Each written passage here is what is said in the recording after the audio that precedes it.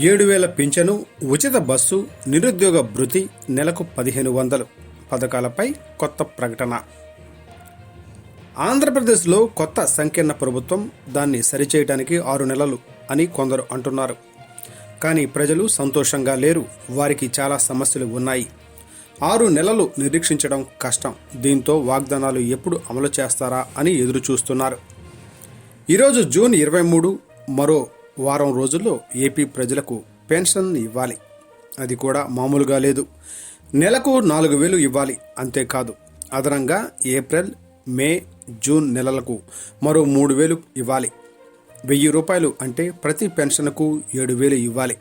దీనిపై ప్రభుత్వం ఇంకా స్పష్టత ఇవ్వలేదు.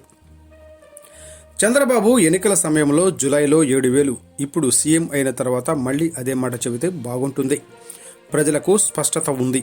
ప్రజలు కోరుకునేది ఇదే. బాబు సూపర్ 6 పథకాలు, అంతేకాదు ఇతర సూపర్ 6 వాగ్దానాల కోసం కూడా ప్రజలు ఎదురు చూస్తున్నారు.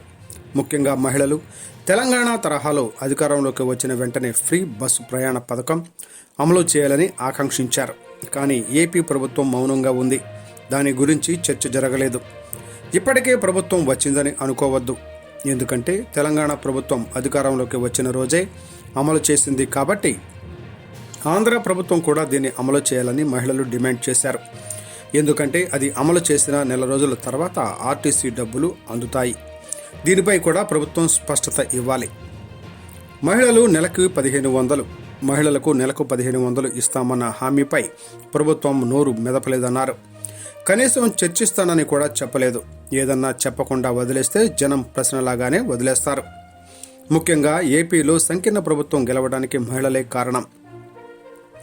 పెద్ద ఎత్తున తరలివచ్చి అభిప్రాయ సేకరణ చేసి కూటమికి చిరస్మరణీయ విజయాన్ని అందించారు. అందువల్ల వారు తక్షణమే ప్రణాళికలను అమలు చేయాలి. ఊరికే కూర్చుంటే రోజులు గడిచినా పని జరగదు. తెలంగాణలోనూ అదే జరుగుతోంది. 6 నెలలుగా నెలకు 2,500 ఇవ్వాలన్న పథకం అమలుకు నోచుకోలేదు. ఏపీలో కూడా ఇలాగే చేస్తారా అనే సందేహాలు తెరపైకి వస్తున్నాయి. నిరుద్యోగ భృతి మరొక పెద్ద అంశం. ఇది తక్షణం అమలు చేయాల్సిన పథకం. ఎందుకంటే ఏపీలో ఉద్యోగాల కొరత ఉంది. ఉపాధి కల్పనలో గత ప్రభుత్వం విఫలమైంది.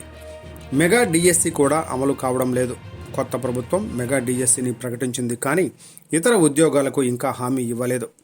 కావున నెలవారీ నిరుద్యోగ భృతి 3,000 ఇవ్వాలి. కనీసం జూలై నుంచి అయినా అమల్లోకి వస్తుందని చెప్పాలి. ఏదైనా చెప్పకుండా వదిలేస్తే నిరుద్యోగుల్లో ఆందోళన పెరగవచ్చు. కాబట్టి అధికారిక ప్రకటన కోసం వేచి ఉంది. మరెన్నో ప్రాజెక్టులు ప్రభుత్వం మెడకు కత్తి మీద సాములా వేలాడుతున్నాయి. వాటిపై స్పష్టత రాకపోతే ప్రజల ఆగ్రహానికి గురికాక తప్పదు. దీంతో ఏపీ ప్రభుత్వం మేల్కొంది.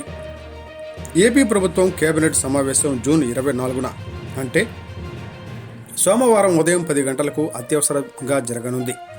ఈ ప్రభుత్వానికి ఇదే తొలి మంత్రివర్గ సమావేశం. ఇందులో ఎన్నికల్లో ఇచ్చిన హామీలు, అమరావతి నిర్మాణం, పోలవరం ప్రాజెక్టుపై చర్చించనున్నారు. అలాగే 8 ముఖ్యమైన అంశాలకు సంబంధించిన శ్వేతపత్రం విడుదల అంశంపై కూడా చర్చించనున్నారు.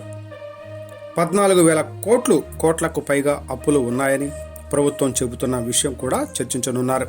కాబట్టి కేబినెట్ భేటీ తర్వాత వెలువడే ప్రకటనలు కీలకం కానున్నాయి.